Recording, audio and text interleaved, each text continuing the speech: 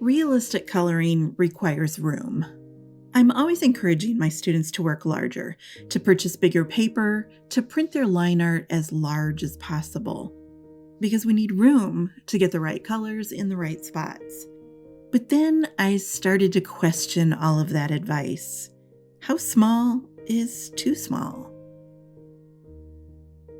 Hi everyone, my name is Amy. I'm a professional illustrator and art instructor.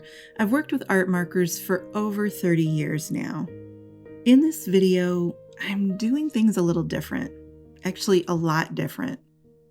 After a lifetime of marker sketches and colored pencil paintings, I've kind of found that my ideal size for projects is somewhere between 12 by 12 inches on maybe the small end, but I'll go up to 30 inches on some of my more complex illustrations. I work larger than most marker people, but I find that space gives me the freedom to explore the shape and the form of my subjects. The large size also allows me to create realistic textures at the correct scale. But even after all these years, I'm still trying to teach myself new things and challenge myself. So here I am working on a 2-inch piece of paper. Now, I have no intention of becoming a miniature artist. In fact, I'm really struggling here just to see what I'm coloring. It's really hard to keep my head out of the camera frame because I want to scrunch in and get my eyes closer to this tiny little scrap of Bristol board. I'm kind of torturing myself here, but there's a reason. One of the most common questions that I get from students is about how much detail is necessary for realistic coloring. And I tell them the same thing my instructors told me. If you can't see something in the reference while you're squinting, then it's probably not all that important. I know, when people hear realism, they just assume that we're going to draw in color and try and replicate every single crumb of the cookie, or, as I tell people, drawing the freckles on a flea. But that's literally not being able to see the forest for the trees. The overall shape, we call it the form. It's the three-dimensional shape of an object, and that is so much more important to pulling off the feeling of realism than counting the number of folds on this cupcake wrapper. So I'm kind of hoping that by working small, and I mean really, really small, that I'll figure out just how little detail I can get away with. I also have another mission, and this one's kind of personal. I'm a naturally tight artist. I mean, I enjoy precision and detail, I am all there for that. But I'm at an age where I just kind of want to play with blobs of color. And I think it's much harder for someone who's tight like me to loosen up than it is to be a loose artist learning to work tighter. And my first immediate thought was that I'll go back to paint and I'll start applying paint with a palette knife, or I will limit myself to 40 strokes with a large flat brush. These are exercises that we did back in college. But honestly, I don't have a lot of free time, and the idea of messing around with a whole nother medium at this point, I've been putting this off for over a year now. I just keep putting it off and putting it off. I think I just don't have the bandwidth to divide my attention right now. So by forcing my big fat markers into this teeny tiny space, I'm hoping that it'll teach me to stop overthinking and I can just lay the color down more freely. That's all I really want from it. Am I happy with this first cupcake? No. I think it looks cartoonish. And honestly, I don't even really recognize it as something I've drawn. I mean, this doesn't look like my normal work. But that's okay. This is just the first experiment. Who knows, maybe I'll toss this into the trash and this one video here will be the only record of my very weird idea. My idea though, and as I watch this footage, and while I'm narrating here, I think I'm onto something that'll be good for me. My plan is to keep doing this until I come up with miniatures that I'm proud to call my own and miniatures that fit in visually with my larger work. And I'm learning something here, not only while I was coloring, but also now in the narration. I think I tried too hard to use my regular techniques here. I mean, I'm working small, but I dug out all my usual colors and I went through the same exact process that I always do. And that really wasn't the point of the assignment. Okay, so you're probably wanting me to talk more about what I'm doing on camera right now. So the frosting, I'm figuring pink from one side and then I'm shading here, and this is that tightness that you usually see me do. I'm coming in with a couple of gray markers to kind of add the depth in between the little folds of the frosting here. And I chickened out on that cupcake wrapper. I'll admit it, I'm not interested in doing the stripes with the big fat Copic marker. I'm going to come back and do that with colored pencil because I know that I can sharpen the colored pencil and get some really fine details. I did add a few little dots around the bottom edge and then also around the top edge because there is that kind of pleated fluting going on with the cupcake, and I want to make sure that it's got that zigzag appearance there. This is just a standard blending combination. In fact, I wasn't really trying to blend all that hard. It's R27 into R14, and then there's some R12 there in the center of the wrapper. Okay, so I switched from my usual Prismacolor pencils to Pablo, and Pablos are a firmer pencil. I figured I can get a sharper point on that so I can get it into the crevices and do all that tight stuff that I'm not supposed to do.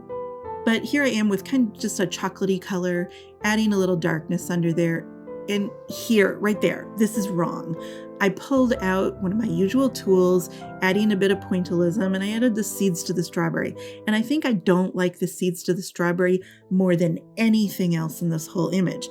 It really adds a cartoonish sense to it because those seeds are just way too big for that size of a strawberry. Yeah, right there, I want to cringe. And, I was thinking there would be some sprinkles on there, but you know what? I wouldn't be able to see those sprinkles if I was squinting.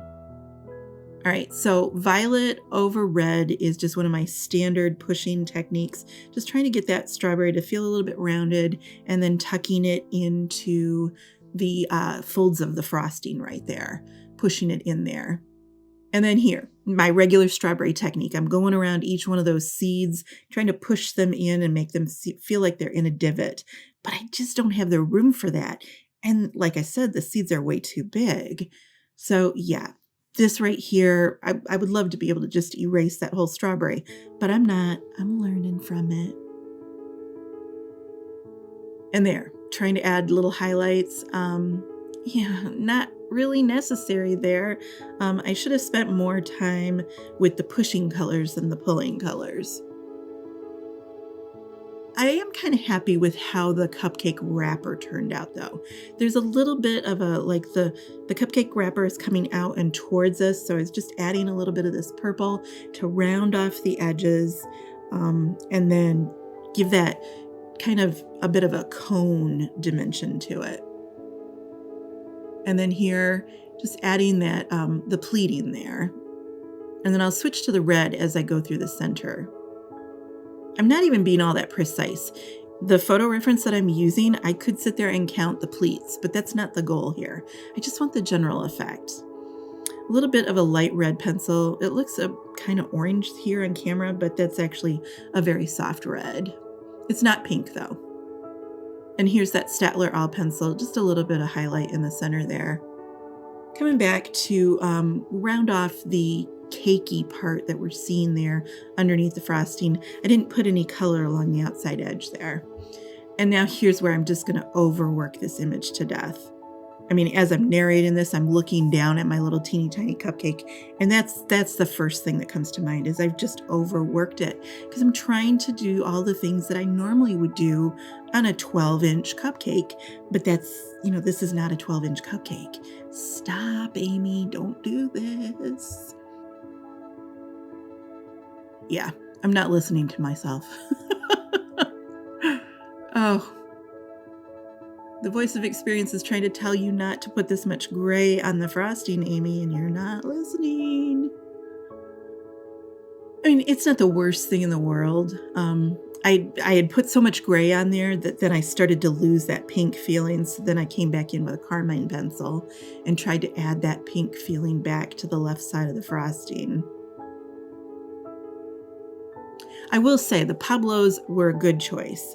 It's just I'm using the wrong technique. I need to do a few of these to figure out how to apply swaths of color instead of individual strokes like this.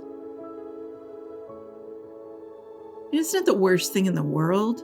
It's not what I wanted from this exercise. So I'm just kind of like mentally making a list of things that I want to improve next time.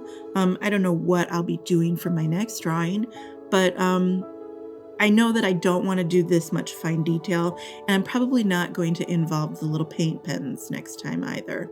We'll see. Every project's going to be different. Every time you draw a different type of food or a flower, I might do a flower. Yeah, they're all different. Now here I kind of fell into that trendy trap. When I was looking for cupcake references, there were a lot of cupcakes that had drippy fudge, and I thought about putting strawberry sauce down there. Yeah, it's a little too much detail. I want these things to look identifiable as a cupcake, but I'm not trying to make it look like this little cartoony kind of thing going on here. And I think it's too much. I should have stayed simple.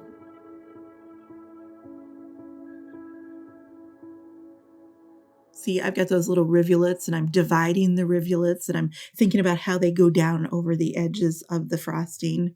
Yeah, it's just overthought. So simplify, simplify, simplify for next time. Although looking back, it's not as bad as I'm thinking it was. Adding a cast shadow here down at the bottom, I always pull out kind of a blue-gray color, and I start the cast shadow with that.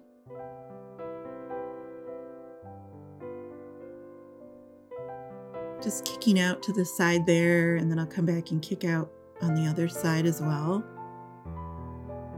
I always do one side larger than the other. Just depends on which direction the light's coming from. There's no cast shadow in the photo reference, so I'm just kind of winging it here and making things up. And I'm going to extend the shadow farther on the strawberry side than on the other side. This is a little bit of that sepia brown color. I figured I needed just a little bit of depth down where the occlusion area of the shadow is. And then because it's a red cupcake wrapper, there's going to be some red light bouncing onto the surface of the table or whatever this is sitting on. So is this the best cupcake I've ever drawn? No, but I learned something from it. My tight instincts, my drive and desire to micromanage details, that runs really deep in me, deeper than I thought. So even when I tried to work looser, I still ended up adding far more micro details than I planned. Old habits are really hard to break. I think next time I need to draw something I've never drawn before so that I don't go into it with a memory of how I usually do things. Should I turn the camera on again next time? Are you interested in watching me learn how to zig when I'm used to zagging? Let me know what you think.